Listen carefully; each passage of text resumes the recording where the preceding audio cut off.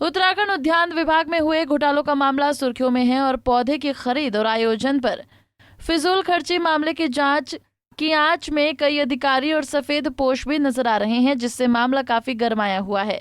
उद्यान विभाग में हुए करोड़ों के घोटाले को लेकर विपक्ष सरकार पर लगातार हमलावर है। पिछले दिनों उद्यान विभाग में हुए घोटाले में नैनीताल हाईकोर्ट ने सीबीआई जांच के निर्देश दिए, जिससे विभाग में खलबली मच गई। माना जा रहा है कि उद्यान निदेशक बवेजा के साथ अन्य अधिकारियों और कई सफेद पोश पर भी गाज गिर सकती है। ये पूरा प्रकरण पुरोला विधानसभा से भाजपा विधायक दुर्गेश्वर लाल ने उजागर किया था।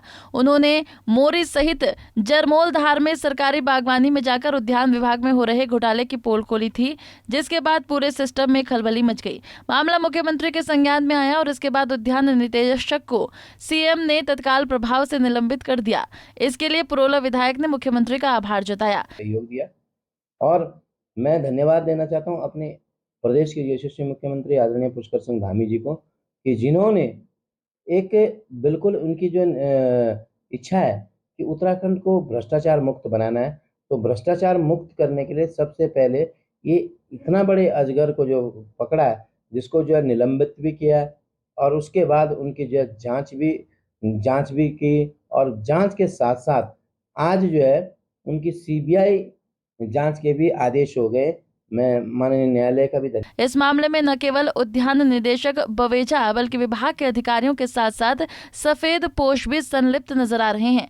रानीखेत से भाजपा विधायक प्रमोद नैनवाल की भाई को जमीन से अधिक पेड़ वितरित किए गए, जिस पर विपक्ष ने तीखा हमला बोला। उधर विधायक प्रमोद नैनवाल ने कहा कि ये उनका बदनाम करने की साजिश है। जो दीपक करगीती है, ये मेरे खिलाफ निर्दलीय चुनाव लड़ा है। इनका और हमारा बूथ एक ही है और निरंतर लगातार मेरे खिलाफ बीज भ्रमण करते रहते हैं, झूठे प्रचार करते रहते हैं। फेसबुक और सोशल मीडिया के माध्यम से मेरे खिलाफ जो मुझे बदनाम करने की साजिश रचते रहते हैं और मैंने इनके साथ हमारी मुकदमेबाजी भी चल रही है, क्योंकि ये लगातार परेशान करते रहते हैं। कोर्ट में इनके साथ मैंने इनको नोटिस भी भेजा है मानहानि का। तमाम लगातार इनकी जो शरारतें हैं चलते रहती हैं, तो इसीलिए क्योंकि मेरी इमेज को खराब करने के लिए, डेंट करने के लिए इनका ये प्रयास है। उधर इस पूरे प्रकरण पर विभागीय मंत्री गणेश जोशी का कहना है कि राज्य सरकार भ्रष्टाचारियों के खिलाफ लगातार कार्रवाई कर रही है, लेकिन सवाल कैबिनेट मंत्री गणेश जोशी पर भी उठ रहे हैं कि आखिर उनकी विभागीय जांच का क्या हुआ। अब विपक्ष क्या कहता है क्या नहीं करता, मैं उसमें नहीं जाना चाहता, लेकिन हम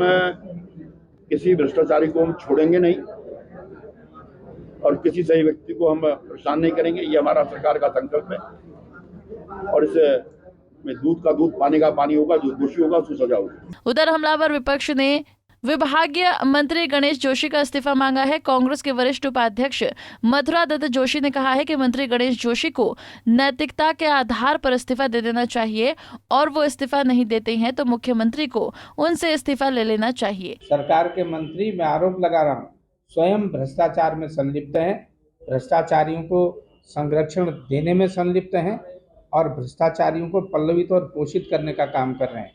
अगर इस सरकार के मंत्री ईमानदार होते, ये सरकार ईमानदार होती, तो माननीय उच्च न्यायालय को हस्तक्षेप न करना पड़ता, माननीय उच्च न्यायालय को आदेश न करना पड़ता कि आप इसकी सीबीआई की जांच कराइए। पहले इस बात का जवाब देना चाहिए सरकार को। सरकार में कोई नैतिकता बची हुई है? अगर नैतिकता होती तो मंत्री, जिस उद्यान मंत्री की सत्यनिष्ठा पर सवाल खड़ा किया गया है, उनको तत्काल इस्तीफा दे देना चाहिए। कुल मिलाकर विभागीय जांच में क्या हुआ, अब वो अभी तक सार्वजनिक नहीं हुआ। हालांकि मुख्यमंत्री ने उद्यान निदेशक बवेजा को कुछ समय पहले निलंबित कर दिया था, लेकिन सवाल इस बात को लेकर उठ रहे हैं कि आखिर विभागीय मंत्री क्यों आंख मूंदे दे रहे हैं और जो विभागीय जांच कराई थी उसका खुलासा आज तक क्यों नहीं हो सका। अब जब हाईकोर्ट ने सीबीआई जांच के निर्देश दिए तो परत दर परत खुलती नजर आ रही है। मामले में बीजेपी के विधायक के भाई को फायदा पहुंचाने का खुलासा हुआ है। अब देखना दिलचस्प ये होगा कि आने वाले दिनों में सीबीआई कितने लोगों को जांच की आंच में लेती है। देहरादून से आशीष नमोला, पंजाब केसरी टीवी।